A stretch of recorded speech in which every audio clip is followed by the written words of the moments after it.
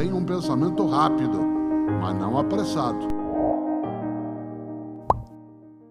Uma das coisas que nos encanta, e eu já tive a ocasião, inclusive nesse mesmo espaço, não só de antes falar, mas de ter um dia assistido aqui um espetáculo musical, e eu gosto bastante de música. E esse ano que nós estamos, no dia 13 de dezembro, serão 110 anos de Luiz Gonzaga, um dos maiores músicos da história do nosso país, uma pessoa que foi capaz de nos encantar e continua nos encantando. Luiz Gonzaga, um homem nascido em Exu, no estado de Pernambuco, e que teve a sua vida marcada por uma trajetória de partilha, de capacidades, e fez o seu melhor, a tal ponto que esse ano, 110 anos do nascimento de Luiz Gonzaga, nós continuamos com ele em nós. E continuamos também lembrando, quando alguém toca em algum lugar ou começa a cantar Asa Branca, todo mundo se lembra, todo mundo canta junto, que é uma música funda, triste, verdadeira. Luiz Gonzaga, que morreu no dia 2 de agosto de 1989.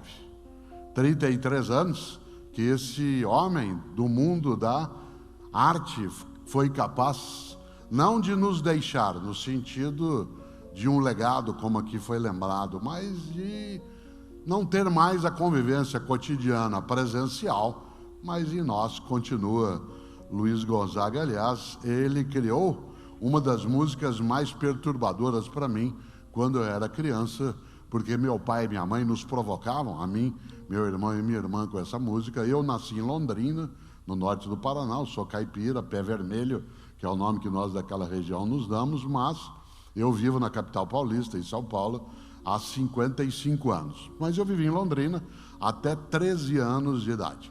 E meu pai, que era bancário, chamado Antônio, minha mãe, Emília, professora, ambos gostavam de nos provocar no bom sentido, nos chamar para o pensamento, para a reflexão, para o estudo.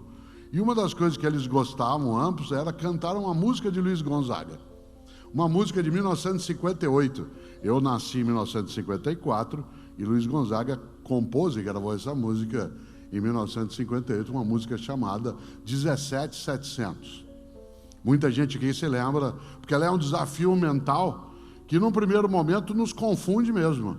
Não sei se vocês se lembram, ele diz: eu lhe dei 20 mil reais para tirar 3.300. Você tem que me voltar, é 16.700. E o outro fala: não, é 17.700. Ele diz: é 16.700. É 17.700. E aí a briga é uma discussão aritmética em torno desse valor. Até hoje, a gente ainda se confunde. Cada vez que eu canto essa música, eu preciso pensar: de fato, eu lhe dei 20 mil reais para tirar 3.300, você tem que me voltar 16.700 ou é 17.700? Olha que interessante, não vou nem perguntar aqui agora, né, porque a música deixa claro no título o equívoco. Porque, claro, é isso, você tem que me voltar 17.700, que é o título da música, não, é 16.700. Por que a música nos confunde um pouco? Porque se utilizou a moeda da época lá, na oficialidade, que era os réis. Se tivesse usado o pila, tinha dado certo, porque, como se diz, o pila é a moeda mais estável do planeta, né? Não muda. 40 pila é 40 pila em 2012, em 2022, em 2050. Se é pila, não tem mudança, né? E é interessante porque Luiz Gonzaga, quando meu pai e minha mãe cantavam essa música juntos, eu lhe dei 20 mil reais para voltar 3.300. Você tem, aliás, para tirar 3.300, você tem que me voltar, é 16.700. E ela dizia 17.700. E aí a gente dizia: não, tem que voltar 17.700. E meu pai ou minha mãe dizia assim: capricho, raciocina melhor, não tenha um pensamento apressado, não tenha uma ação apressada, tenha um pensamento rápido, mas não apressado. Não confunda velocidade com pressa. Velocidade é sinal de perícia, de habilidade, de inteligência. Pressa é sinal de despreparo, de ausência de planejamento, de sufocamento. Nós vivemos hoje uma vida muito apressada, não necessariamente veloz. Claro, por exemplo, eu quero velocidade na hora de ser atendido por um médico. se eu estiver precisando. Mas eu não quero pressa na consulta. Eu quero velocidade na hora de sentar para comer, mas eu não quero ter de comer apressadamente. Claro, pressa é diferente de velocidade. Nesse sentido, quando eles diziam, raciocine com cautela, seja veloz, mas não seja apressado, capricho.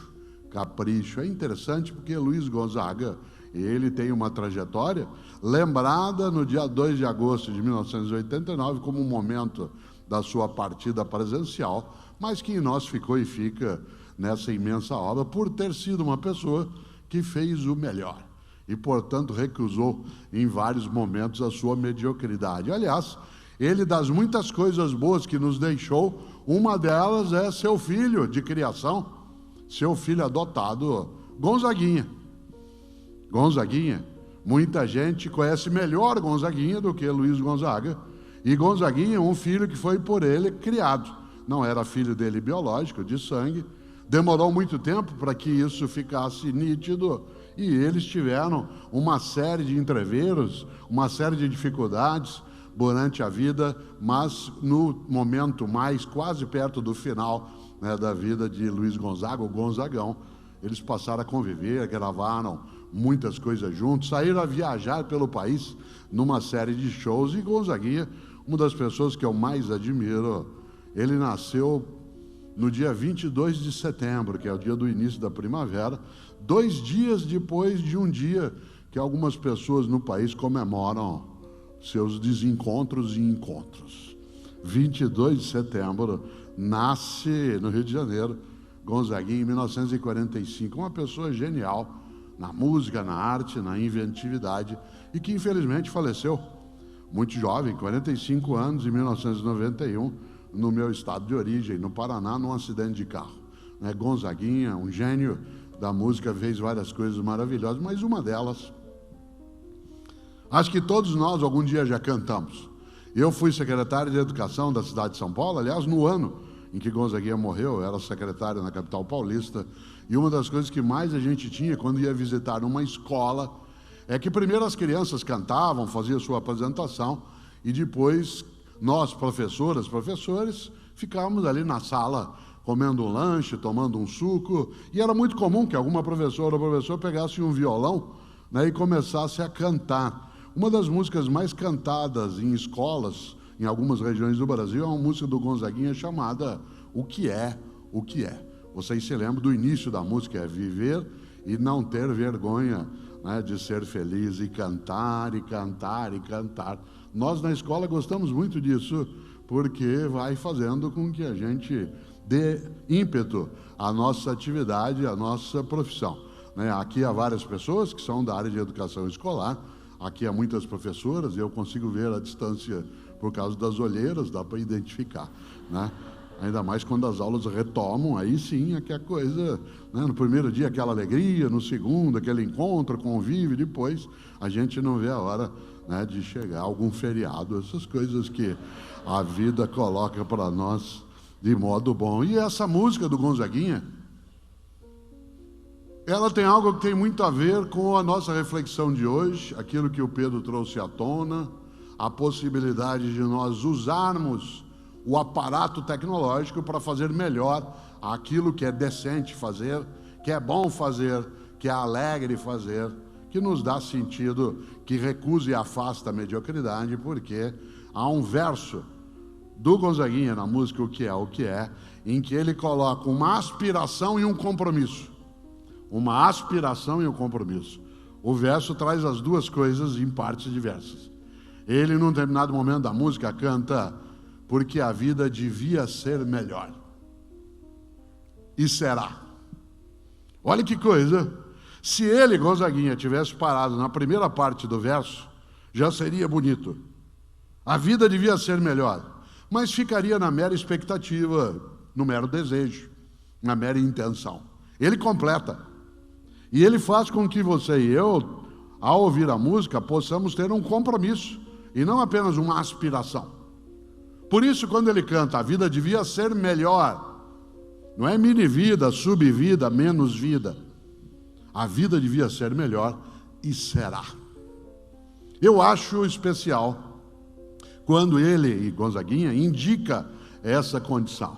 E é claro que uma parte da inventividade do Gonzaguinha é da autoria dele só, a da capacidade individual, mas muito também da formação que Gonzagão, né, seu pai, nos tempos de convivência, pôde a eles passar. Afinal, eu lhe dei 20 mil réis para tirar 3.300, você tem que me voltar.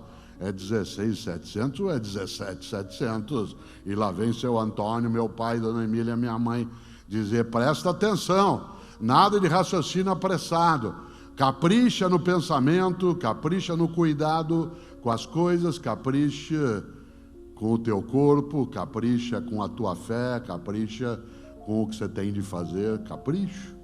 Essas são as palavras que mais ouvi.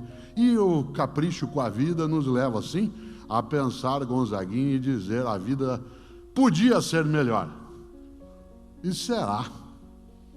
Claro que esse será não acontecerá se você e eu ficarmos sentados aguardando. Não é um esperar do verbo esperar, é um esperar do verbo esperançar, o que é muito diferente. Esperança tem de vir do verbo esperançar, e não do verbo esperar. Esperança do verbo esperar é mera espera. Espero que dê certo, espero que aconteça, espero que resolva. Isso não é esperança, é espera. Eu insisto sempre, esperançar é ir atrás, é buscar, é não desistir. Esperançar é ser capaz e lembrar, a vida devia ser melhor, e será. Será como? Se nós nos juntarmos nos nossos desejos, nossas competências, nossas atitudes, nossos valores.